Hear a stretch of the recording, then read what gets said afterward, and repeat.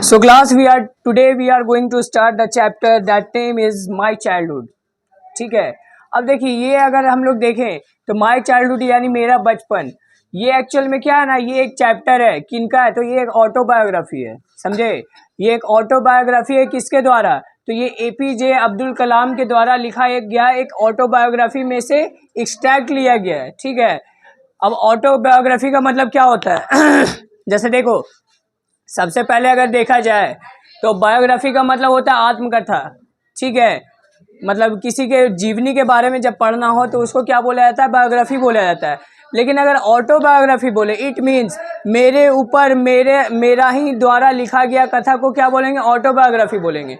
ठीक है। तो ये द माई चाइल्डहुड जो है, ये उसी में से लिया गया है। अब जैसे देखो, हम लोग जो चैप्टर स्टार्ट कर रहे हैं वो बिहेव का 6 चैप्टर है ना।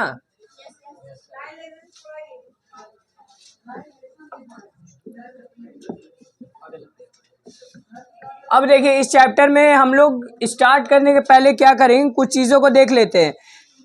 जैसे है क्या, can you think of any scientist who have also been statesman? मतलब देखो, क्या आप कोई वैसे इंसान को जानते हैं या फिर वैसे साइंटिस्ट को जानते हैं जो कि एक्चुअल में क्या करते हो, एक स्टेट्समैन हो, यानी किसी स्टेट को भी रिप्रेजेंट करते हो? कोई है जहन में? तो यहाँ पे क्या होने वाला है इस चैप्टर में? ठीक है, इस चैप्टर में हम लोग एक वैसे साइंटिस्ट के बारे में जानने वाले हैं जो कि क्या है, एक स्टेट्समैन भी रह चुके हैं। ठीक है। अब इसके बाद क्या है, APJ Abdul Kalam whose project in the space defence and nuclear technology gives India into the 21st century and became our 11th president in 2002। यानी देखिए, हम लोग इस चैप्टर में क्या क्या जानने वाले हैं। अगर APJ अब्दुल कलाम के बारे में हम लोग जैसे ही सुनते हैं तो हमारे माइंड में क्या आता है? The missile man of India. ठीक है। APJ अब्दुल कलाम को मिसाइल मैन ऑफ इंडिया के नाम से भी जाना जाता है। ठीक है। साथ ही साथ अगर एक देखो मूवी है, नाम याद है? पोखरन करके एक मूवी था। The name of the movie I was just finding out. John Abraham का मूवी है, उसमें द पोखरन क्या ना, उसमें पहला जो न्यूक्लियर टेस्ट हुआ था पोखरन में हुआ था। ठीक है। उसके बारे में बताया गया है। और एक्चुअल जो लास्ट में मूवी का पिक दिखाया जाता है उसमें आपका APJ अब्दुल कलाम को भी दर्शाया गया है, यानी न्यूक्लियर पहला जो इंडिया टेस्ट किया था। ठीक है। उसमें इनका काफ़ी बड़ा योगदान था, APJ अब्दुल कलाम का। अब देखिए, इसके बाद क्या है, in his autobiography wings of fire he speaks of his childhood. इनके द्वारा जो बायोग्राफी लिखा गया है, यानी आत्मकथा जो लिखा गया है, उसका बुक का नाम क्या है? Wings of fire. ठीक है। पूरी किताब है इनके बचपन के ऊपर, विंग्स ऑफ फायर। उसका क्या है, ये छोटा सा हिस्सा है। एक्सट्रैक्ट मतलब क्या होता है? एक छोटा सा हिस्सा, यानी टुकड़ा होना। ठीक है। जो मेन पॉइंट्स है इनकी जिंदगी का, लाइफ का, इस चैप्टर में वो सबको डिस्कस किया गया। Is it clear? गुड। अब देखिए चैप्टर है क्या, आगे स्टार्ट करते हैं। I was born into a middle class Tamil family in the island town of Rameswaram in the eastern while Madras state। अब देखिए, यहाँ पे क्या बोला जा रहा है, यहाँ पे आई को बोलते हुए स्टार्ट कर रहा है। I means what? ये खुद के बारे में बता रहे हैं, यानी मैं एक मिडिल क्लास फैमिली यानी मध्यमवर्ती परिवार में क्या हुआ, पैदा हुआ हूँ। ठीक है। यानी मेरा परिवार क्या था, एक मिडिल क्लास फैमिली में आता था। और इनका जन्म कहाँ हुआ था? ये एक तमिल फैमिली था। ठीक है। Middle class Tamil means what? The person who belongs to Tamil Nadu. ठीक है।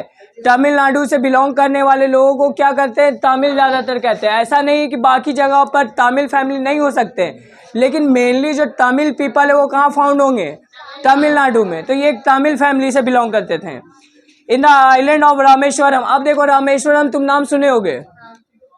हम लोग क्या करते हैं, हम लोग कुछ ऐसा एग्जाम्पल लेते हैं जिससे तुरंत याद आए। हम लोग तुरंत नाम लेंगे चेन्नई एक्सप्रेस। मोस्टली लोग देखे होंगे, देखे हैं ना। उसमें क्या होता है, जो शाहरुख खान जो रोल में रहते हैं उसमें वो अपने दादाजी की अस्थियां लेके रामेश्वरम जाते हैं। रीज़न क्या होता है? उसके दादाजी की आखिरी इच्छा होती है, ठीक है, कि मुझे रामेश्वरम के मंदिर में क्या करो, मतलब मुझे रामेश्वरम में जाके प्रवाहित करो। ठीक है। और उसीलिए वो क्या करते हैं, निकल जाते हैं चेन्नई। और मूवी का नाम क्या पड़ता है? चेन्नई एक्सप्रेस। तो यहाँ पे भी क्या बोला गया? तो रामेश्वरम क्यों बोला कि रामेश्वरम क्या है? इंडिया के सबसे साउथ में है। अगर इंडिया का मैप हम लोग देखेंगे ना, हाँ, तो नीचे वाला जो हिस्सा है ना, यहाँ पे हमारा क्या है? नीचे के साइड में हमारा रामेश्वरम है, ठीक है। अब अगर इसको रामेश्वरम का भी हम लोग अगर अलग अलग करें तो राम जोड़ ईश्वरम। रीजन क्या है? हम लोग राम सेतु के बारे में जानते हैं, हाँ, जो कि श्रीलंका को ज्वाइन करता है, हाँ। तो वहां पे क्या हुआ था ना, समुद्र पे सेतु बांधने के लिए पहले राम जी ने क्या किया था? उस पे मतलब ये तपस्या की थी, ठीक है, साधना की थी। और बालू का क्या था? वो शिवलिंग वगैरह बनाया था, समझे। अब राम जी उसको भगवान माने, इससे क्या बना? राम जोड़ ईश्वर, और इसी से इसका नाम पड़ा रामेश्वरम, ठीक है। यानी राम जी के ईश्वर जहाँ स्थापित है, दैट्स वाई इसको क्या बोला जाता है? रामेश्वरम। Is it clear? ठीक है। ऐसे तो बुक में ये नहीं पढ़ना है, लेकिन ये सब एक्स्ट्रा नॉलेज जो है आप लोग के लिए जरूरी है, ताकि आगे चल के बाई चांस कभी किसी को समझाना हो तो आपको भी इजी पड़ेगा, ठीक है। तो अब देखो इसके बाद क्या है? In the eastern wide Madras state. Madras किसको कहा जाता है? पहले चेन्नई का नाम क्या था? मद्रास था, ठीक है। तो ईस्टर्न साइड यानी मद्रास क्या था? ईस्टर्न साइड में इनका जन्म हुआ था, ठीक है। माय फादर जैनुलब्दीन, मतलब देखो ये एक्चुअल में क्या है? इनका अगर पूरा नाम हम लोग अगर लेते हैं तो पूरा नाम क्या है? APJ अब्दुल कलाम, यानी अबुल पाकिर जैनुबुद्दीन अबुल कलाम। तो इनके फादर्स का नाम क्या था? जैनुबुद्दीन था। आया समझ में? अब देखो, had neither much the formal education nor much wealth, यानी ये अपने पिताजी के बारे में बताते हैं कि इनके पिताजी जो थे वो ना ही बहुत ज़्यादा पढ़े हुए थे और ना ही बहुत ज़्यादा अमीर थे, ठीक है। Despite this disadvantages he possessed the great intense of the wisdom and the true generosity of the spirit. लेकिन ये सब चीज़ों के बावजूद, ठीक है, यानी ज़्यादा पढ़े लिखे ना होने के कारण और साथ ही साथ ज़्यादा पैसे ना होने के कारण भी इनका निजी जीवन पे कोई असर नहीं पड़ा, ठीक है। ये एक साफ दिल के काफ़ी अच्छे और भले इंसान थे। कौन? APJ अब्दुल कलाम के फादर, ठीक है। इसके बाद क्या है? He had an ideal helpmate in my mother Ashiamma, यानी देखो यहाँ पे क्या होता है? हर किसी को एक साथी की ज़रूरत होती है, ठीक है। तो यहाँ क्या बोला है? मेरे पिताजी, ठीक है, अब्दुल कलाम बताते कि मेरे जो पिताजी हैं उनकी जो जीवन साथी है वो इनका हर जगह हेल्प करती है, हर जगह मदद करती है। वो और कोई नहीं बल्कि मेरी माँ है, ठीक है। और मेरी माँ जिसका नाम क्या है? अशियम्मा, ठीक है। व्हाट? हाँ, उनकी माँ का नाम है, ठीक है, अशीमा है। तो देखिए इसके बाद क्या है? I do not recall the exact number of people she fed every day, यानी यहाँ पे और क्या? आप देखो, पहले तो फादर के बारे में बताया जा रहा था, ठीक है, स्टार्टिंग में वो अपने फादर के बारे में बताया। अब माँ के बारे में बता रहे हैं कि माँ मेरी जो है वो एक दिन में कितने लोगों को खाना खिलाती है, मुझे भी सही से पता नहीं है, ठीक है, एग्जैक्ट नंबर मुझे पता नहीं है।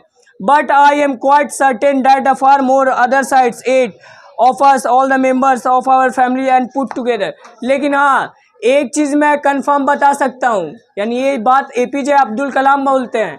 क्या बोलते हैं? कि मेरी माँ एग्जैक्ट कितने लोगों को खाना खिलाती है ये मुझे नहीं पता, लेकिन हाँ एक चीज़ मैं गारंटी साथ कह सकता हूँ कि हम लोग जितने फैमिली मेम्बर्स हैं ना, ठीक है, यानी घर में जितने लोग हैं उससे ज़्यादा लोग को मेरी माँ खाना खिलाती है डेली, ठीक है।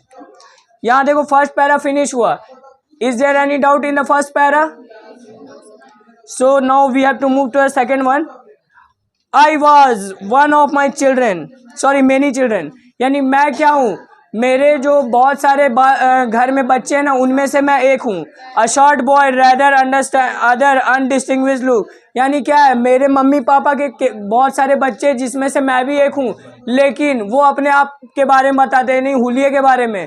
With a boy, a short boy with a rather undistinguished look, यानी एक वैसा बच्चा, मतलब अपने बारे में बताते एक वैसा बच्चा जो कि काफ़ी छोटा है, ठीक है, हाइट में बताते कि मेरा हाइट जो काफ़ी छोटा है और साथ ही साथ अनडिस्टिंग्विश्ड फेस, यानी चेहरा जो है वो भी बहुत अच्छा नहीं है, ठीक है, यानी वो खूबसूरत नहीं है, ठीक है।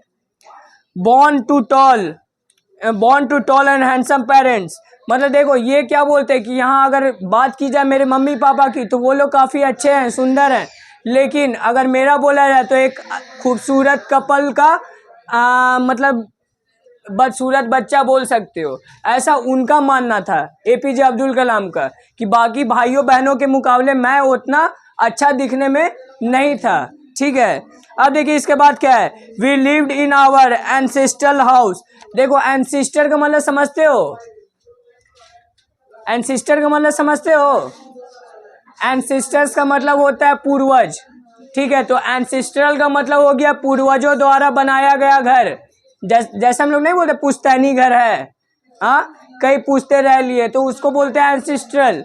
ठीक है, यानी अब्दुल कलाम जहाँ रहते थे वो एक्चुअल में क्या है, एंसेस्ट्रल हाउस है, यानी पूर्वजों के द्वारा बनाया गया घर में वो रहते थे। Which was built in the middle of the 19th century, जो कि कब बनाया गया था, 19th सेंचुरी के मिडिल में। ठीक है, अब देखो 19th सेंचुरी जैसे ही बोला जा रहा है। ठीक है, अभी कौन सा चल रहा है, अभी 21st सेंचुरी चल रहा है। ठीक है, अभी 21st सेंचुरी चल रहा है ना, और इसके पहले कौन सा चल रहा था, 20 चल रहा था। अब अगर हम लोग इस पे कंफ्यूज होंगे तो होगा कैसे, पता कैसे चलेगा। जैसे देखो अगर हम लोग टाइम का देखें तो यहाँ किस में आ जाएगा, 21st सेंचुरी कब चालू हुआ, जैसे ही हम लोग 2001 में चालू हुए। ठीक है, 2001 जैसे ही आए वहाँ से 21st सेंचुरी चालू हो गया। अब अगर बात करें 20th सेंचुरी का तो हम लोग का क्या होगा, 1901 होगा। 1901 से कब तक, 2000 तक का। 1901 से 2000 तक का जो समय है वो कौन सा सेंचुरी था। सेंचुरी का मतलब क्या होता है, 100 साल, एक शताब्दी। तो 100 साल कितने हुआ, 2000 से लेके 2000 से लेके 1901 तक, ये 20वां था। तो 21वां सॉरी 19वां क्या होगा, 1801 से लेके 1900 होगा ना। तो यहाँ पे बोला क्या जा रहा है कि middle of the 19th century, तो 19th सेंचुरी के मिडिल में, इट मीन्स व्हाट, 1850 1850 के लगभग में इनका घर बना है। समझ में आया कि कंफ्यूजन है, समझ में आया ना। यानी इनको बोला क्या गया कि मेरा जो ये घर बना हुआ है पुश्तैनी घर, जो ये कब बना था, तो 19th सेंचुरी के मिडिल में, इट मीन्स यानी 1850 के लगभग में इनका जो घर था वो बना था। Is it clear, good. अब देखिए आगे क्या है, it was a fairly large पक्का हाउस, यानी मेरा जो घर था वो लगभग एक बड़ा पक्का हाउस था। पक्का हाउस किसको बोलते हैं, जो कि ईटा वगैरह से बना हुआ हो, है ना। क्योंकि देखो कच्चा हाउस क्या होता है, मिट्टी वगैरह से बना हुआ रहता है, लेकिन पक्का हाउस बोला इट मीन्स कि वो ब्रिक्स, ईटा वगैरह और स्टोन्स वगैरह, पत्थर वगैरह इस्तेमाल किया गया है। It was made up of pucca house of the lime stone and the bricks. देखो लाइम स्टोन का मतलब होता है चूना। ठीक है, यानी इनका जो घर था वो क्या से बना हुआ था, तो चूने और ईंटे से। ठीक है, on the mosque street in the Rameswaram, और इनका घर था कहाँ, तो मस्जिद वाली गली रामेश्वरम। जैसे हम लोग कैसे बोलते हैं, बाटा मोड़ बोलते हैं ना, अंडा गली बाटा मोड़, लेकिन यहाँ पे अपना घर के बारे में क्या बताते हैं, यहाँ पे ये बताते हैं कि मस्जिद वाली गली रामेश्वरम में मेरा घर था। ठीक है, अब देखिए इसके बाद क्या बोला जाता है, my austere father use to avoid all the essential comforts and the luxuries. मतलब ऑस्ट्रल फादर का मतलब क्या बोला जा रहा है, मेरे जो पिताजी हैं, समझे, मेरे जो पिताजी है वो क्या करते हैं, जितना भी लग्जेरियस है, लग्जेरियस का मतलब क्या होता है, आरामदायक, मतलब जितना भी आरामदायक चीज़ें हैं वो सबसे हम लोग को दूर रखें। रीज़न क्या होता है, लोगों को आरामदायक चीज़ देने से वो लोग क्या करते हैं, उसका आदी हो जाते हैं। ठीक है, तो इस कारण से, हाँ लेजी भी हो जाते हैं। इस कारण से इसके फादर क्या करते थे, सिर्फ ज़रूरत की चीज़ें उन लोगों को देते थे। जैसे ज़रूरत का क्या है, खाना देते थे, कपड़ा देते थे, ठीक है, और पढ़ाई का सारा चीज़ देते थे। ठीक है, यानी पढ़ने में, खाने में और पहनने में कोई रोक टोक नहीं था। हाँ, लेकिन आराम देने वाला जितना चीज़ था वो सबसे दूर रखे थे। ठीक है, अब देखो इसके बाद क्या था, I would say mine was a very secure childhood but materially, both materially and emotionally. तो ये सब को देखते हुए मैं ये कह सकता हूँ कि मेरी जो परवरिश थी वो काफ़ी अच्छी रही है, ठीक है, मटेरियली भी और इमोशनली भी। इमोशनली का मतलब क्या होता है, इमोशनल का मतलब क्या होता है, यानी भावुकता के रूप से भी अगर देखा जाए या फिर मटेरियल यानी सामान के आधार पर भी देखा जाए, दोनों ही जगह पे क्या है, मेरी परवरिश काफ़ी अच्छी रही है, ठीक है। सेकंड पैरा देखिए फिनिश हुआ। Is there any doubts? Now it's time for the third para. The Second World War broke out in the 1939 when I was 8 years old। यानी देखो यहाँ पे अब आया तीसरा फेज, जिसमें क्या बताया जा रहा है कि सेकेंड वर्ल्ड वॉर स्टार्ट हुआ। कब हुआ? तो 1939 में, ठीक है। 1939 में थर्ड वर्ल्ड वॉर जब चालू होता है उस समय ये कितने थे? तो 8 साल के थे, ठीक है। For reason I have never been able to understand the sudden demands of the turmeric seeds erupted in the market. और उस समय क्या हुआ? अचानक से टर्मरिक सीड, टर्मरिक का मतलब जानते हो, वो टैमरिंड होता है, यहाँ पे टर्मरिड है, टैमराइंड है। टर्मरिक का मतलब हल्दी होता है, टैमराइंड का मतलब क्या होगा? इमली, सुने हो इमली, उसको बोला जाता है, ठीक है। तो यहाँ पे क्या होता है ना, अचानक से मार्केट में टैमरिंड सीड्स का डिमांड होने लगा, ठीक है। टैमरिंड सीड्स मीन्स इमली के बीजों का डिमांड बढ़ गया, ठीक है। ये चीज़ अभी बताया नहीं गया, देखो आगे क्या होता है। I use to collect the seeds and sell them to the provision shop on the mosque street. यानी ये क्या करने लगे, ये भी मतलब क्या करने लगे कि उसके बीजों को जमा करने लगे, ठीक है। इमली के बीजों को ये भी जमा करने लगे और उसको वहीं इनके गली के पास एक दुकान था, वहाँ जाके इसको बेच देते थे, ठीक है। A day collection would fetch me to the princely sum of 1 anna. मतलब देखो वो जब सारा बीज उसको ले जाके देते थे तो लगभग एक दिन का उनको कितना मिल जाता था? 1 आना। अब देखो तुम लोग आना वगैरह ये सब सुने नहीं होगे, ये सब पहले चलने वाला पैसा था, ठीक है, सुने होगे लेकिन न्यूज़ नहीं देखे। पैसा तक का भले देखे होगे, सुने भी होगे, ठीक है। मतलब होता क्या है, पहले के टाइम में देखो आना चलता था, समझे। और अगर कहा जाए तो तुम लोग ये डायलॉग सुने होगे, ठीक है। बहुत कोई पुराने जो टाइम के लोग हैं, दादा दादी या वैसे कोई है, वो बोल देते हैं अगर गुस्से में रहते हैं तुम कोई गलत काम करते हो, 1 आना का बुद्धि नहीं है इसको, है ना।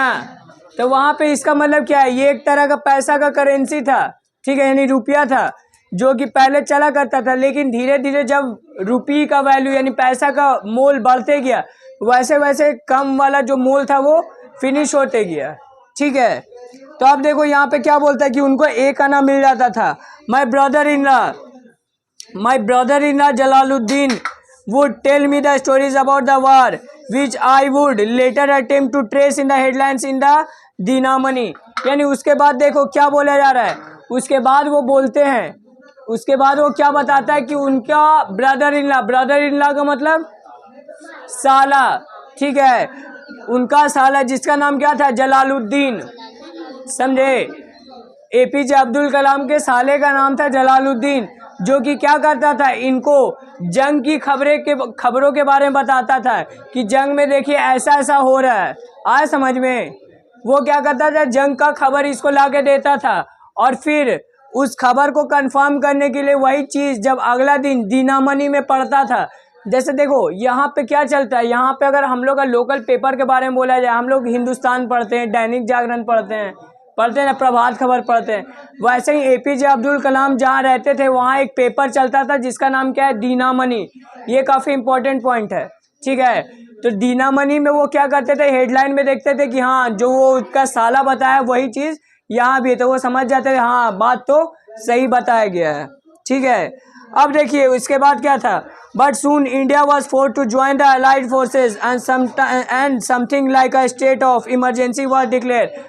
अब देखो यहाँ क्या होता है, सेकेंड वर्ल्ड वॉर में इंडिया को फोर्स किया जाता है, ठीक है। फोर्स करने का मतलब क्या होता है, उसके साथ जबरदस्ती किया जाता है, मजबूर किया जाता है कि आप भी लड़ाई में घुसिए, ठीक है। अगर देखो हम लोग आज़ादी के बारे में अगर बात करें ना तो सेकेंड वर्ल्ड वॉर का काफ़ी इंपॉर्टेंट रोल है, ठीक है, इंडिया के इंडिपेंडेंस पे। रीज़न क्या है तुम्हारे जो ब्रिटिशर्स थे वो थोड़े कमज़ोर पड़ने लगे, तो वो इंडिया को क्या बोले, वो इंडिया वाले लोगों से बोले कि तुम लोग भी क्या करो, हमारा साथ दो, ठीक है। लेकिन इंडिया वाले क्या बोले, ठीक है हम लोग साथ देने के लिए रेडी हैं, लेकिन आपको भी एक काम करना पड़ेगा। आपको क्या करना पड़ेगा, भारत को आज़ाद घोषित करना पड़ेगा। समझ में आया, भारत को आज़ाद घोषित करना पड़ेगा। तो इस कारण से इंडिया क्या करता है, उस लड़ाई में हिस्सा लेता है, ठीक है। लेकिन उससे भी पहले अगर देखा जाए तो यहाँ पे क्या बोला जा रहा है, उस समय जैसे ही यहाँ भारत को लड़ाई में घुसने बोला गया, वैसे ही भारत में क्या हुआ, आपातकाल घोषित हो गया, इमरजेंसी, ठीक है। जैसे ही कोई भी लड़ाई होता है जिसमें इंडिया अगर पार्टिसिपेट करे, तो यहाँ क्या होता है, इंडिया में इमरजेंसी लागू हो जाता है, ठीक है। क्योंकि इमरजेंसी में देखो अगला देश कब हम लोग पे आक्रमण कर दे, इस कारण से वो क्या करता है, सतर्क रहिए, इमरजेंसी में है, ठीक है। तो यहाँ भी वही होता है। अब देखो इसके बाद क्या बोला जा रहा है, इसके बाद यहाँ बताया गया our area being isolated was completely unaffected by the wars. यानी आइसोलेटेड का मतलब क्या होता है, खतरे से दूर रहना या फिर पैक रहना। यानी ये क्या बोलते हैं कि हमारा जो एरिया था, हमारा जो जगह था, वो क्या है, आइसोलेटेड यानी घिरा हुआ है, जिस कारण से जो वार हो रहा है, जो लड़ाई हो रहा है, उस पर हमारा असर नहीं पड़ रहा है, ठीक है। हम लोग अपना सेफ हैं इधर। But soon India was forced to join the allied forces and sometime like the state of emergency declared.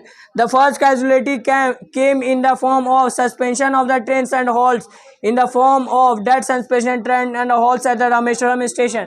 मतलब देखो अब जो यहाँ पे इमरजेंसी लागू हुआ, ठीक है, इसका असर क्या पे पड़ा, इसका असर पड़ा वहाँ पे जो ट्रेनें चलती थी उस पे, ठीक है। इमरजेंसी लागू होने के कारण जो हॉल्ट था वो रामेश्वरम था, ठीक है। हॉल्ट का देखो मतलब क्या होता है, प्रॉपर स्टेशन ना होने पे वहाँ उस स्टेशन को हॉल्ट बोला जाता है, ठीक है। फॉर एग्जांपल अगर आप कहीं भी किसी भी रूट में जाएंगे तो आपको हर ट्रेन हर जगह नहीं रुकती, पैसेंजर ट्रेन जो रहती है वही हर जगह हॉल्ट में भी रुकती हैं, ठीक है। तो उसी हिसाब से यहाँ बताया गया कि जो रामेश्वरम था वो एक हॉल्ट था, दैट्स वाई यहाँ ट्रेन का रुकना कैंसिल कर दिया गया। समझ में आया, हाँ। अब देखो इसके बाद क्या बोला गया, The newspaper now had to be bundled and thrown from the moving train on the Rameshwaram roads between the Rameshwaram and Dhanushkodi। यानी देखो यहाँ पे क्या होता था, वहाँ पे प्रिंटिंग प्रेस तो था नहीं, तो पेपर जो था वो दूसरे जगह से रामेश्वरम आता था, ट्रेन के माध्यम से वहाँ उतरता था। लेकिन अब ट्रेन रुकता ही नहीं, तो अब क्या था, अब वहाँ पे जो ट्रेन में जो पेपर लेके आते थे वो उसको बंडल में बांधते थे। आ समझ में, पेपरों को क्या करते थे, बंडल में बांधते थे और चलता हुआ ट्रेन से फेंकते थे, समझे। और चलता हुआ ट्रेन से कहाँ तक फेंकते थे, धनुषकोडी, ठीक है।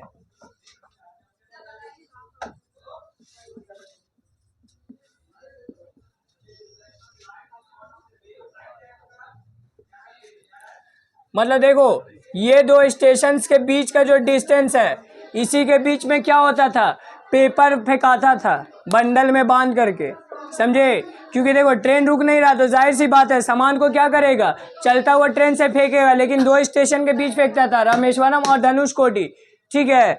अब देखो इसके बाद क्या बताया गया है, इसके बाद बताया गया है that forced my cousins Shamsuddin, who distributed the newspaper in the Rameshwaram, to took the help to look for the helping hands to catch the bundles and as the naturally। अब देखो यहाँ पे और क्या बोला गया कि इनका एक कज़न है, ठीक है, इनका एक कज़न है जिसका नाम क्या है, शमशुद्दीन, समझे। इनका एक भाई है, कज़न है, चचेरा भाई है, जिसका नाम क्या है, शमशुद्दीन। वो क्या करता था, पेपर बेचता था, ठीक है, पेपर बांटने का काम करता था। लेकिन अब जब ट्रेन नहीं रुक रहा है तो इसको दूसरा काम मिला, क्या का, इसको बंडल कैच करने का काम मिला, समझे। चलता हुआ ट्रेन से जो बंडल फेंका जाता था उसको कैच करने के लिए, पकड़ने के लिए भी कोई इंसान चाहिए ना, कहीं भी गिराते हुए निकल जाएगा, ऐसा नहीं है। तो इसके लिए क्या करता था, शमशुद्दीन को रखा गया और शमशुद्दीन को चाहिए था मदद, समझे। तो इसलिए वो क्या किया, वो एपीजे अब्दुल कलाम से हेल्प मांगे, समझे, कि तुम क्या करो, मेरा मदद करो पेपर वाला कैच करने में। आई फील द स्लॉट, यानी उसके बाद क्या होता है, एपीजे अब्दुल कलाम एग्री हो जाते हैं, मान जाते हैं कि अच्छा ठीक है मैं आपकी मदद करूँगा। Shamsuddin helped me to earn my first wages.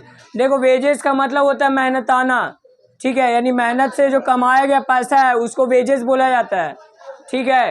तो इस तरीके से जो इनकी पहली मेहनत की कमाई थी वो मिली इनको, और वो किसके मदद से मिली, तो इनके भाई शमसुद्दीन के मदद से।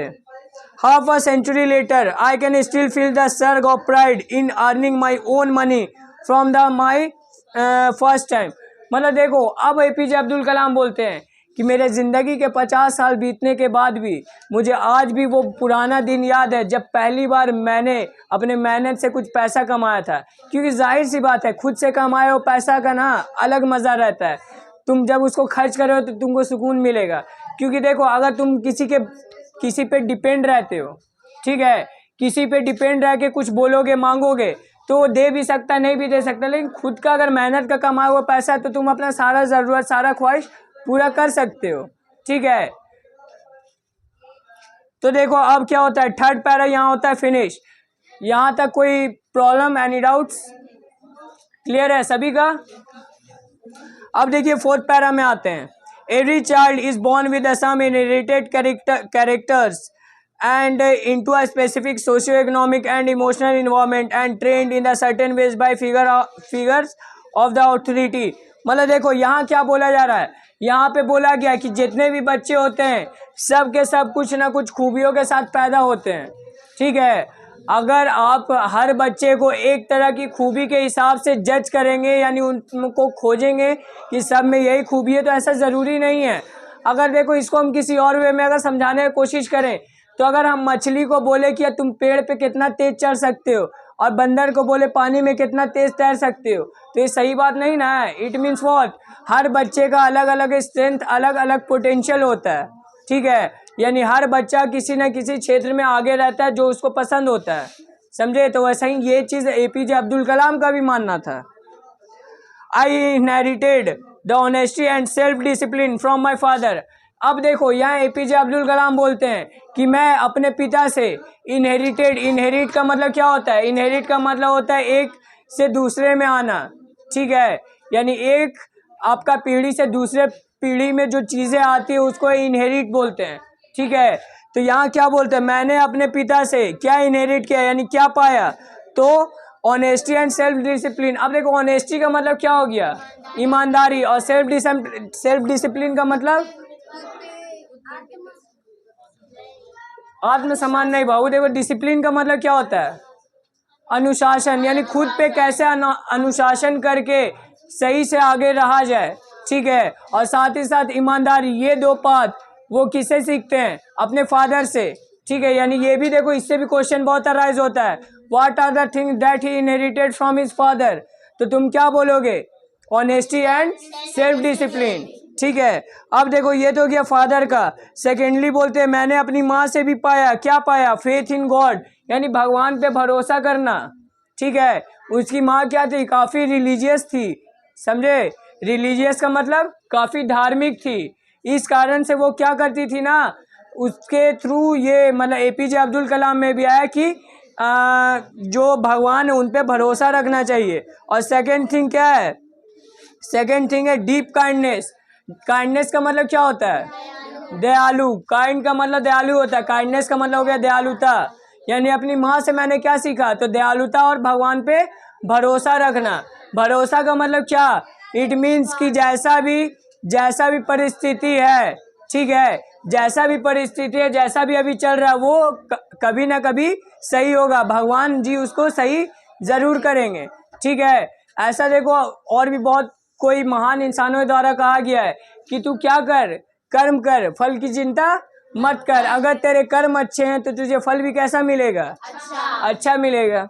अब देखो इसके बाद क्या बोला गया है, इसके बाद बोलते हैं जो एपीजे अब्दुल कलाम है कि ये जो खूबियां हैं जो हमारे माता पिता के द्वारा हम में आई हैं, मेरे में आई हैं, यही मेरे भाइयों और बहनों में भी है, ठीक है, यही इनके भाइयों और बहनों में भी मिलती हैं।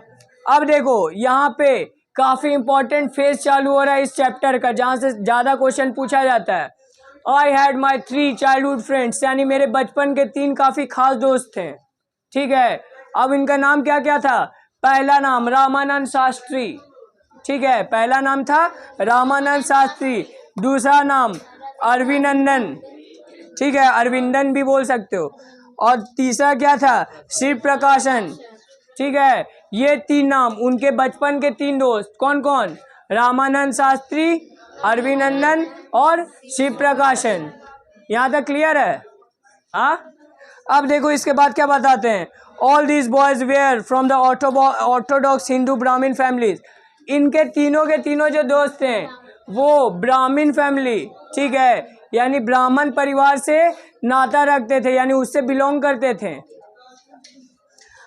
All children none of ever felt any different among the ourself because of the religious difference and upbringing. मतलब देखो, लेकिन दूसरे मतलब कास्ट का होने के बावजूद भी, यानी ब्राह्मण फैमिली के होने के बावजूद भी, ये जो तीनों मेरे दोस्त हैं इन्होंने कभी भेदभाव नहीं किया धर्म के आधार पर, ठीक है। मतलब इनके दोस्त जो थे वो काफ़ी अच्छे थे, वो उन्होंने कभी भी इसके साथ धर्म के आधार पर भेदभाव नहीं किया, ना ही इन्होंने कभी किया।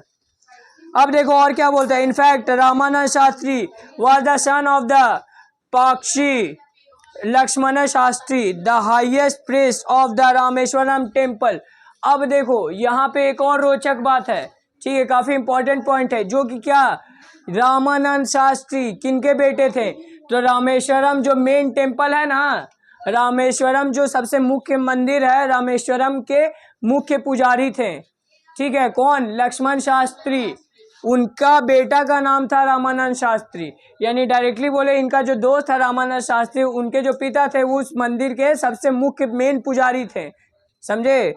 अब इसके बाद क्या बोला, later he took over the priesthood from the Rameswaram temple from his father.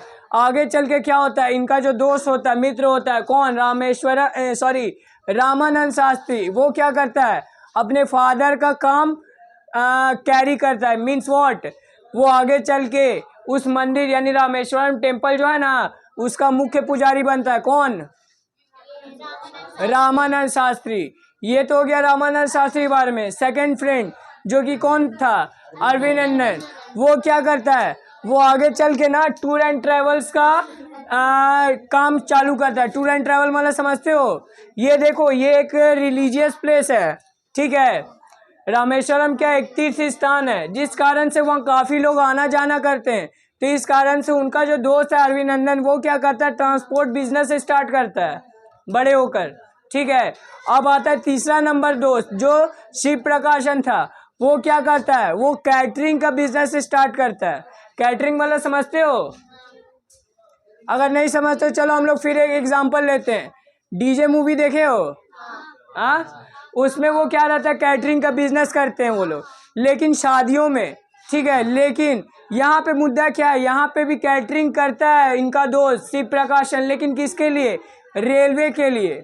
Railway में देखते हो खाना वगैरह दिया जाता है, हाँ, ऑर्डर वगैरह करने पे, तो वो काम कौन दोस्त करता था इनका, शिव प्रकाशन, ठीक है। यानी इनके तीनों दोस्त बड़े होके क्या क्या काम किए ये समझ में आ गया, डाउट है यहाँ तक।